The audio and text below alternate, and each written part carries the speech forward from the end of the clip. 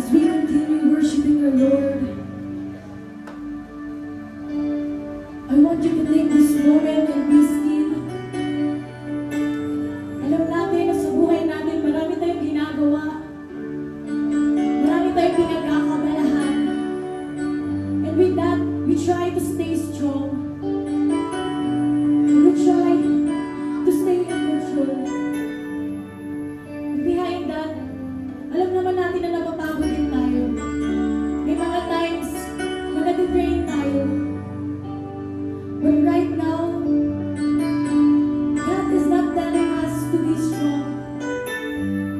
Sinasabi sa atin ni Lord na hindi sa lahat ng pagkakataon dapat malakas tayo. All He's asking is for us to come. Come to Him with weakness. Come to Him with doubts. Come to Him with brokenness. Because kapatid, gusto ni Lord na sa lahat ng pagkakataon siya ang una natin tatawagin. Gusto ni Lord i-surrender natin lahat sa Kanya. Let go of everything. Let go and let God take control. Kay Lord mo lang lahat ibibigay. Kaya naman ngayong hapon na to, invite Him to change our hearts, to change our mind, to change our spirit, and invite Him to follow us in this place ngayong hapon na to. Come on, let's worship Him. I want to worship You, my God. I love to worship You, my Lord. And see Your Spirit falling in power, Your love unfolding keeps my head. I love to worship You,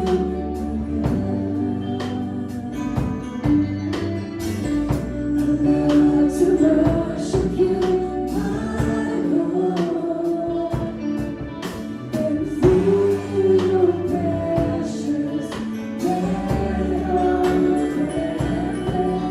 Your all-consuming love, Holy Spirit, power, change my heart. I want to live for You. Let Your Spirit, power, change my life. Till I will live for You. For the past,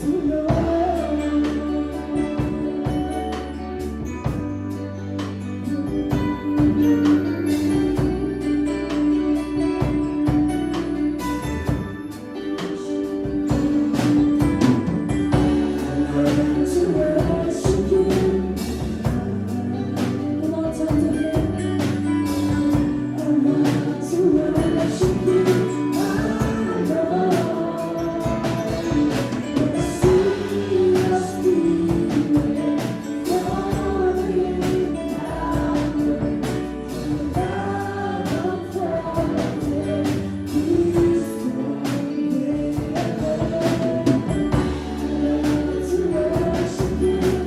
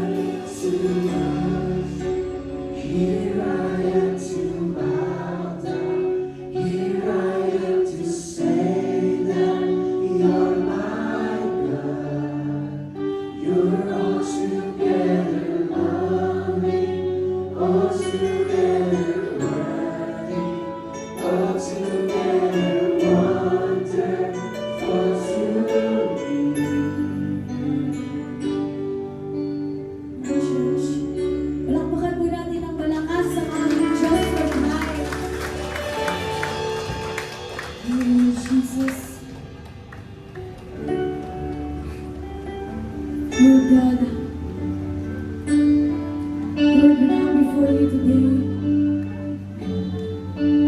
Not just imperfect people, but a servant na uhaw sa iyong presensya ngayong hapon na tumuha. And Lord, nakikita mo po, Panginoon, ang iyong mga anak, ang aming mga kamay na nakataas. Lord, narito po kami, Panginoon, sumasamba sa iyong harapan. Lord, we seek your presence, Lord, this afternoon.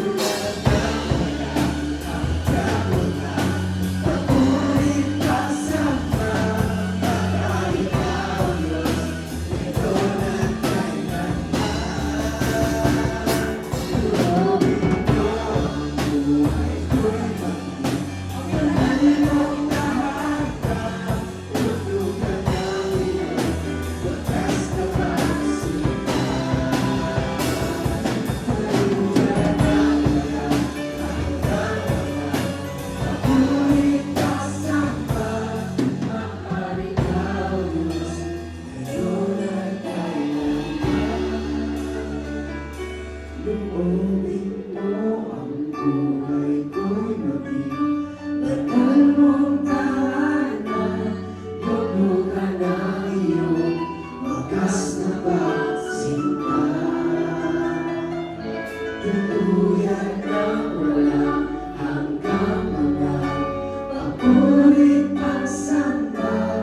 Mahal ikaw, Diyos, ngayon at kailanman. Mahal ikaw, Diyos, mahal ikaw, Diyos, mahal ikaw, Diyos, ngayon at kailanman. Salamat po, Panginoon.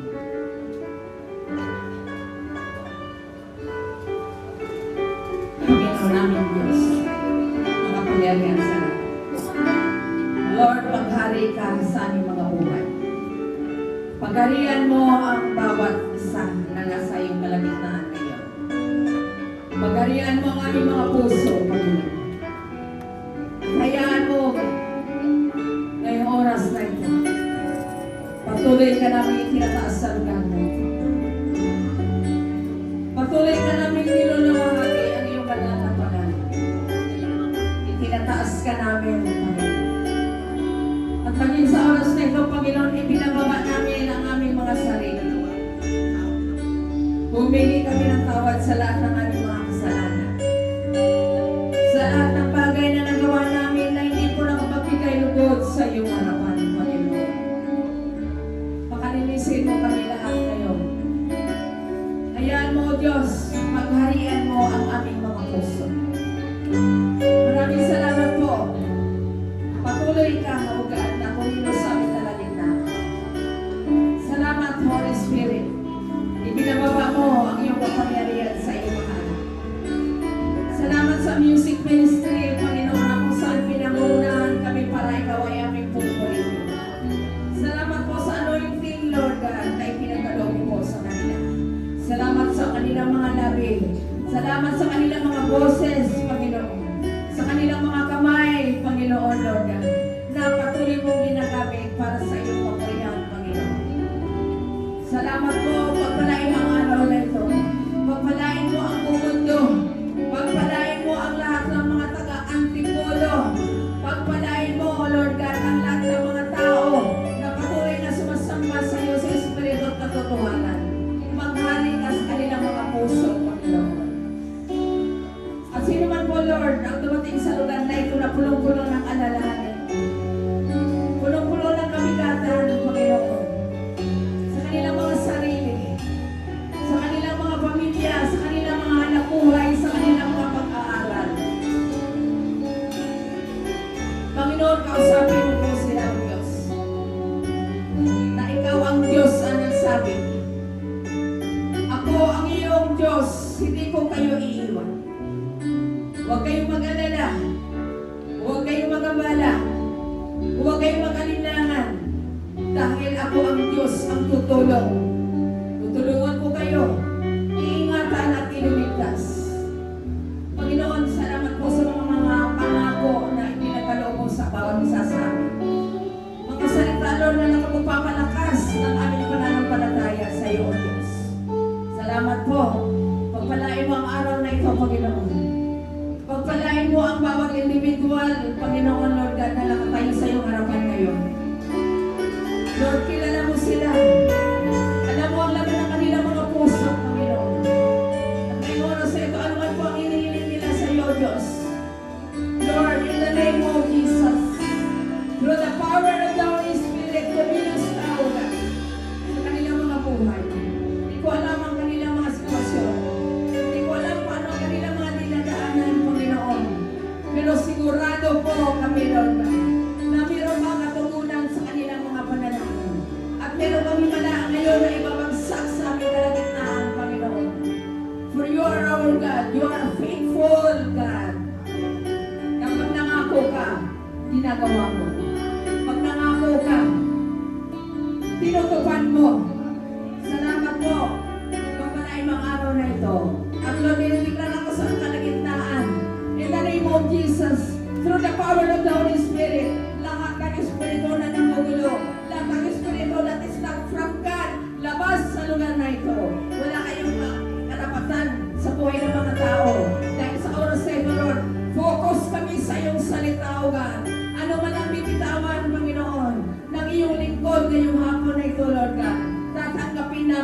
Panginoon. Buksan mo ang aming mga puso.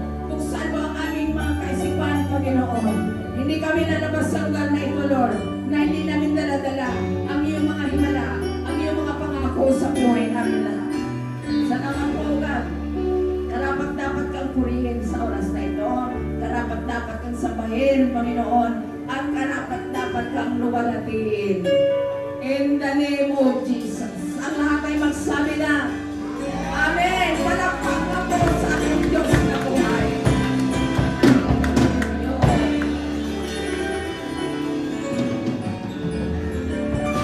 Pwede na tayo umupo. Ayan, kasi kanina pa rin naman tayo. Amen. So, magandang hapon po sa ating lahat. Sino yung naiinitan pa? Palinis na ko yung aircon natin. Pinalinis na po yan hapon para sa ating kapakanan, para sa pag-inawahan ang inyong mga pakiramdam. Ganon po namin kayo kamahal. Amin po ba? So, kung mahal natin ang Panginoon, siyempre mamahalin natin ang ating kapwa-tao. Ganon po ang Diyos. Ang Diyos mo, wala akong pinipili.